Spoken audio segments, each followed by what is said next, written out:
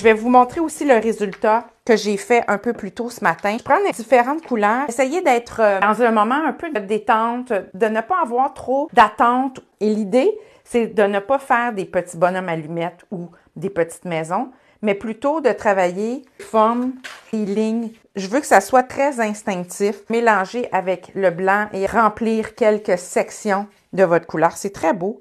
Évitez le noir pour le moment et vous voulez que les couleurs se mélangent entre elles pour créer un ensemble. Pas juste à un endroit, mais différentes sections. Vous travaillez tout l'ensemble de la toile en même temps. Et je pourrais aussi faire quelques petits points comme ça. Je pourrais aller chercher même le fond. Je peux aller chercher un effet aussi de la vie dans le fond de ma toile. Vous devez vraiment travailler l'ensemble des couleurs partout parce que ça va devenir votre canevas que vous allez découper à l'intérieur et c'est à partir de ça que vous allez pouvoir vous créer toutes sortes de projets artistiques super intéressants, hyper créatifs que vous ne verrez pas ailleurs. Vous pouvez même, si vous voulez, une fois que c'est bien sec, prendre un peu de peinture noire, n'en mettez pas trop, et ajouter un peu de pochoir. Et souvent, je vais dire, quand je travaille sur une toile avec des pochoirs, de ne pas en mettre partout, parce qu'on ne veut pas que ça devienne un effet trop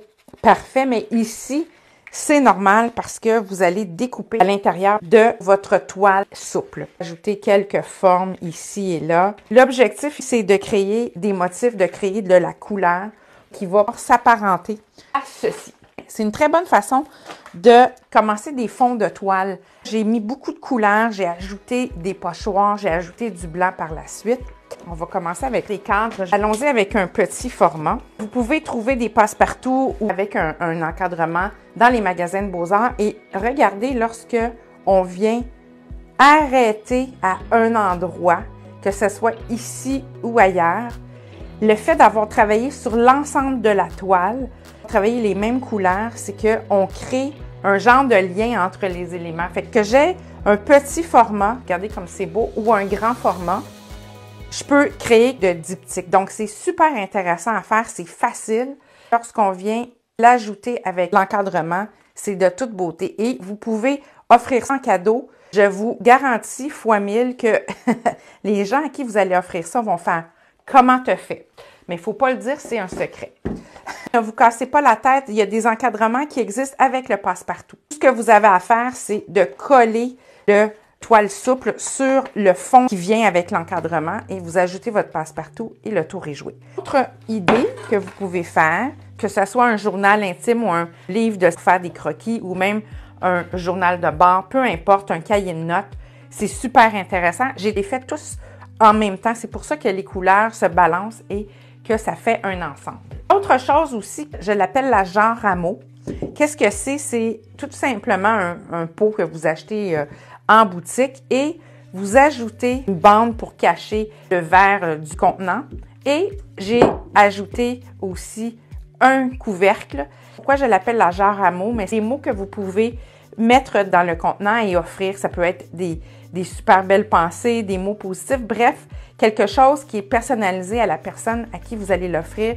Je vous garantis, cadeau d'hôtesse, c'est très gagnant. J'en ai fait dans le passé et je compte bien le refaire. Ça peut être super intéressant et c'est très beau à offrir. Bien sûr, on ne peut passer à côté des cartes de souhait. Différents formats. J'ai une anecdote à vous raconter. À chaque Noël, en fait avant la pandémie, nous faisions un échange de cadeaux dans ma famille, cadeaux que nous volions. Et je faisais toujours un lot de 10 cartes. Plaisir dans ma famille, c'était de voler le cadeau de Marie-Josée parce que les gens savaient d'une année à l'autre que j'allais offrir des cartes faites à la main. Ça n'a pas de prix. Vous pouvez en faire 5-6, vous les offrez, bien sûr, avec l'enveloppe. Vous pouvez l'offrir en cadeau, cadeau d'hôtesse, échange de cadeaux, cadeau pour les profs. Je vous garantis que vous allez faire des heureux. Je termine en vous montrant quelques autres options. Les signets, toujours gagnants si vous lisez encore format papier. Identification de valise. Truc, vous vernissez. Prenez un carton assez rigide, collez le tout avec du gellement, laissez sécher, puis ensuite de ça, vous pouvez vernir. Prenez un pouring. Vous allez avoir un effet un peu plus lustré, puis en plus de ça, Ça va durer dans le temps parce que le pouring est très imperméable. Je vous garantis que vous allez reconnaître votre valise à l'aéroport. Je ne peux pas passer à côté des mignonnettes, en fait, mini-œuvres, toujours avec des portions de votre toile souple.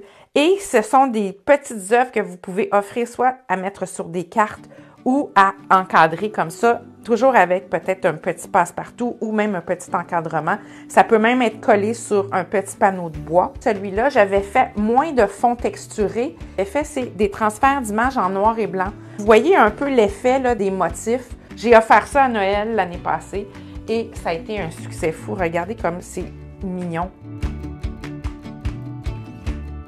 Donc, plusieurs options, les encadrements, que si vous avez des idées de cadeaux comme ça, faites à la main, avec les passe-partout, la jarre à mots, ici le contenant en mots, les cartes, les porte-bagages, le signet, le livre. Si vous avez aimé cette vidéo, abonnez-vous à ma chaîne YouTube, c'est tout à fait gratuit. Plus j'aurai d'abonnés, plus je pourrai poursuivre de vous offrir du contenu gratuit et de qualité. Explorez les techniques mix avec moi. J'ai plus de 30 cours en ligne qui sont préenregistrés, accessibles 24/7 et ce, à vie.